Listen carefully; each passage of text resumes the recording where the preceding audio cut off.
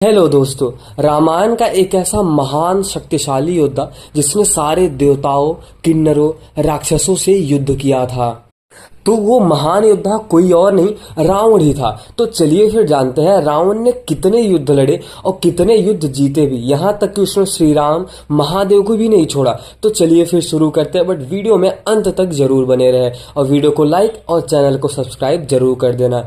तो सबसे पहले हम ये जानते हैं कि मारुत के साथ युद्ध किया था।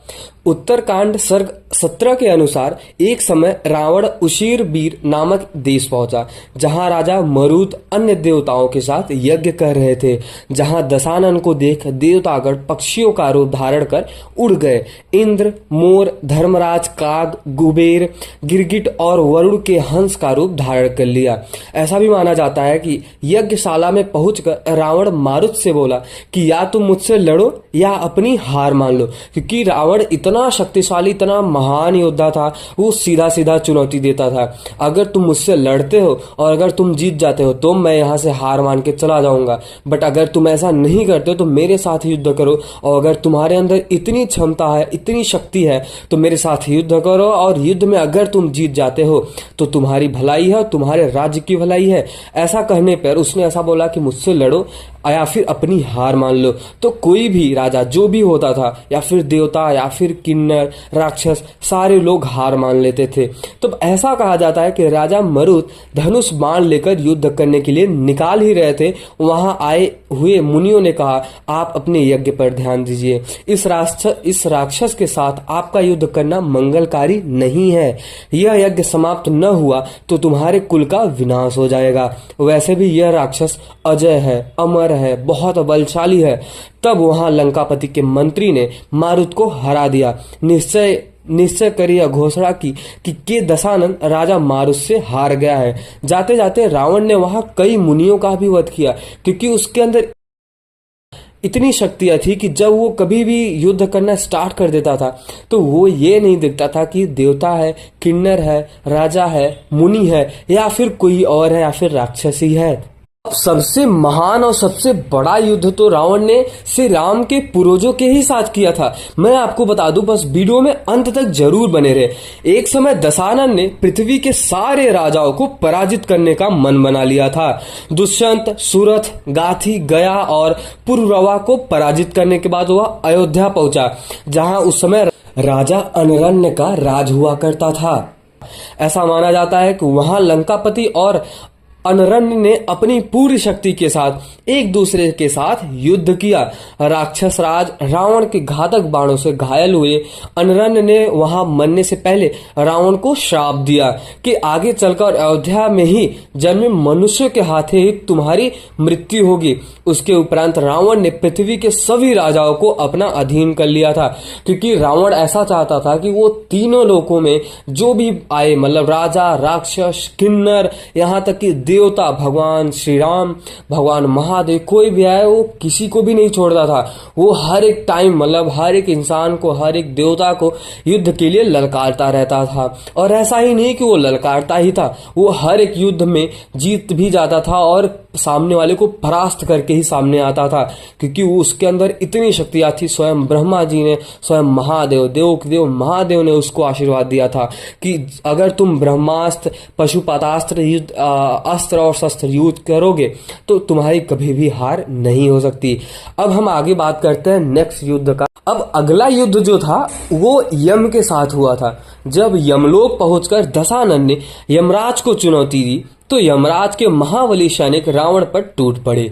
हजारों योद्धा एक साथ उसके ऊपर शस्त्र प्रहार कर उसे पीड़ित करने लगे। अब ऐसा भी कहा जाता है कि रावण ने तब उन पर पशुपातास्त्र चला दिया और उन्हें भस्म भी कर दिया। तब यम अपनी गदा तथा पाश लेकर राक्षस राज पर टूट पड़े। लंबे समय तक उन दिनों का युद्ध चला, पर कोई विजयी नहीं हो सका। तदंतर यमराज ने क्रोधित होकर काल दंड उठा लिया, क्योंकि काल दंड एक ऐसा शस्त्र था जिसको उठाने पर स्वयं कहा जाता है कि देवता भी उससे डरते थे। तो अगर यमराज ने उसको उठा लिया तो सोचो आगे क्या होगा। तो चलिए फिर जानते हैं, बस वीडियो में अंत तक जरूर बने रहे। जब यमराज दशानन पर काल दंड चलाने वाले ही थे तब ब्रह्मा जी उनके समीप आकर बोले, हे यमराज, तुम इस दंड को चलाकर इस राक्षस को ना मारो, क्योंकि मैं इसको वरदान दे चुका हूं, अतः मेरी बात तुम्हें असत्य ना ठहरनी चाहिए। ब्रह्मा जी के यूं कहने पर ही यमराज ने अपना कालदंड वापस ले लिया। तब वहां रावण स्वयं ही को ही विजयी घोषित कर दिया और अपने नाम का ढिंडोरा भी पिटवाकर यमपुरी से चला गया। अब हम सबसे भयंकर और सबसे खतरनाक युद्ध के बारे में जानते हैं, जो था पाताल लोक में रावण का वासुकी तथा अन्य नागों के साथ। अब वासुकी कौन था आपको तो पता ही होगा, शिव भगवान के जो गले में नाग होता है उसका नाम है वासुकी नाग। तो रावण इतना शक्तिशाली था कि उसने पहले तो महादेव को, श्री राम को चुनौती तो दिया ही, पर उसने वासुकी नाग, शेष नाग, अन्य नागों के साथ भी उसने युद्ध किया। तो यमराज से युद्ध कर वो रसातल में घुस गया और सबसे अपनी सांपों तथा दैत्यों पर विजयी पाई। फिर उसका सामना वासुकी, तक्षक आदि नागों से हुआ। वो भी अधिक समय तक दशानन के सामने नहीं टिक पाए और पराजित भी हो गए। ऐसा कहा जाता है कि फिर वो निवात कवच के साथ युद्ध करने पहुंचा। उनके साथ लड़ते लड़ते 1 वर्ष बीत गया। तब वहां ब्रह्मा जी पहुंचे और निवात कवचों को रोक कर बोले, इस राक्षस को युद्ध में सूर्य या असुर कोई भी नहीं जीत सकता, या फिर कोई भी इसको नहीं मार सकता, और आपको भी कोई नहीं मार सकता। तब दशानन और निवात कवच के साथ मित्रता हो गई और उनसे रावण ने 100 प्रकार की माया सीखी, क्योंकि रावण एक ऐसा महान शक्तिशाली योद्धा था। वो कहीं भी जाता था, या फिर वो जीत के आता था, या फिर अगर वो हार भी गया तब भी वो कुछ न कुछ सीख के ही आता था। इसके उपरांत वो काल के दैत्यों के नगर में पहुंचा और उनको भी रन से मार गिराया। इस युद्ध में रावण ने अपनी बहनोई अर्थात शूर्पणखा के पति को भी तलवार से काट डाला था। अब आप सोच ही सकते हो, अगर वो अपने घर वालों को नहीं छोड़ रहा तो देवताओं, राक्षसों और किन्नरों को कैसे छोड़ेगा। और इस प्रकार कालकेय को भी पराजित कर संपूर्ण रसातल पर भी दशानन का आधिपत्य हो गया। अब हम सबसे पहले ये जानते हैं कि अगला युद्ध जो हुआ वो किसके साथ हुआ। तो अगला युद्ध जो हुआ था वो वरुण देव के साथ युद्ध हुआ था। तो चलिए फिर अभी इनके बारे में जानते हैं। इस बार दशानन ने अगला आक्रमण वरुण देव के ऊपर ही कर दिया। अब ऐसा भी कहा जाता है वहां दशानन ने भयंकर युद्ध करने से पहले ही वरुण देव के पुत्रों को पराजित कर दिया और फिर वरुण देव पर टूट पड़ा। रावण के बाणों से पीड़ित होने पर वरुण देव युद्ध छोड़कर ब्रह्मा जी के निवास में चले गए।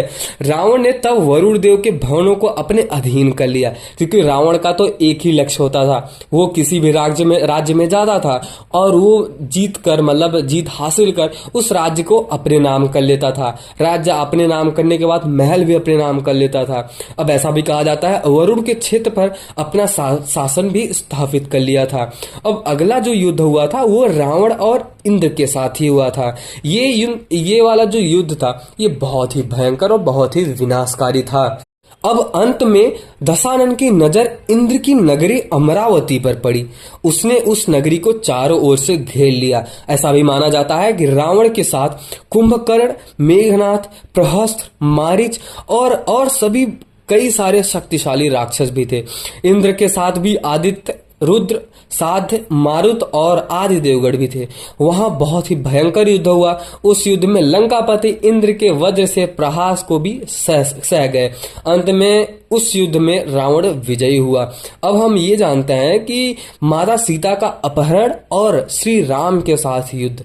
अब आपको तो ये बात पता ही होगा, क्योंकि रामायण अगर बनी है तो राम और रावण की युद्ध के लिए ही बनी है, माता सीता के अपहरण के लिए ही बनी है। तो चलिए फिर जानते हैं इस युद्ध के बारे में, क्योंकि अब तक का ये सबसे भयंकर और सबसे विशालकारी और सबसे विनाशकारी युद्ध था।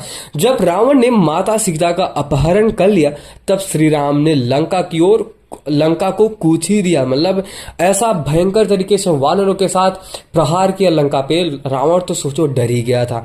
अब हम ये जानते हैं सबसे पहले दशानन की श्री राम के साथ सेना में सबसे पहली भिड़ंत हनुमान जी के साथ हुई।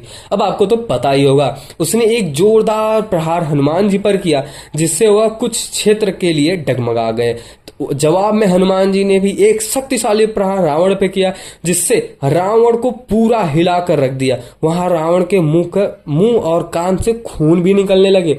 ऐसा भी माना जाता है कि उस टाइम जब हनुमान जी ने रावण के ऊपर प्रहार किया, तब हनुमान जी तो मूर्छित भी हो गया था और वो मानो कितनी दूर जाके गिरा था। ऐसा भी कहा जाता है कि रावण उस टाइम मूर्छित होने के साथ साथ बहुत ही ज्यादा लथपथ भी हो गया था खून के साथ। इसके बाद दशानन ने फिर एक प्रहार हनुमान जी के छाती पर किया, जिससे अभी हनुमान जी संभाल ही रहे थे, न केवल नल और नल के साथ युद्ध करने लगा।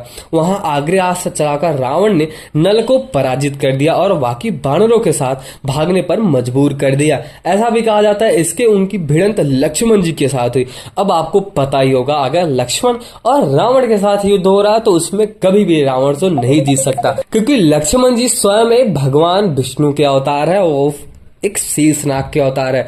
तो अगर रावण उनसे युद्ध करता है तो सोचो प्रलय आ जाए। प्रलयकारी हुआ भी था। ऐसा माना जाता है जब एक दूसरे पर बाण की वर्षा करने लगे, दिव्यास्त्र चलाने लगे और एक दूसरे कई दिव्यास्त्रों को अपने अस्त्रों से काटने लगे, अंततः रावण ने ब्रह्मा जी की एक भाला लक्ष्मण पर चला दिया, जिससे लक्ष्मण जी मानो बेहोश जैसे होने लगे। लक्ष्मण जी पर विजय पाने के बाद दशानन लौट गया, लंका वापस लौट गया। वहां पे बेसिकली लक्ष्मण जी मूर्छित तो नहीं हुए थे, क्योंकि अभी जो लक्ष्मण जी और श्री रामचंद्र जी वो धर्म के साथ रहते हैं, धर्म का पालन करते हैं। तो जब दशानन ब्रह्मास्त्र चला देता है या फिर पाशुपतास्त्र अस्त्र चला देता है, तो यहाँ पर लक्ष्मण जी और जैसे श्री रामचंद्र जी हैं, इन लोगों को रिस्पेक्ट करनी पड़ती है। तो इस प्रकार से देखा जाए तो लक्ष्मण जी वहां पे थोड़े से तो हार गए थे। तो अगर आपको ये वीडियो पसंद आया हो और रावण ने कितने युद्ध किए, अगर आपको ये जानकर अच्छा लगा हो, तो वीडियो को लाइक और चैनल को सब्सक्राइब जरूर कर देना। तो मिलते हैं अगले वीडियो में, और ये अपने दोस्तों, अपने परिजनों के साथ जरूर शेयर करें। तो चलिए मिलते हैं किसी और वीडियो में।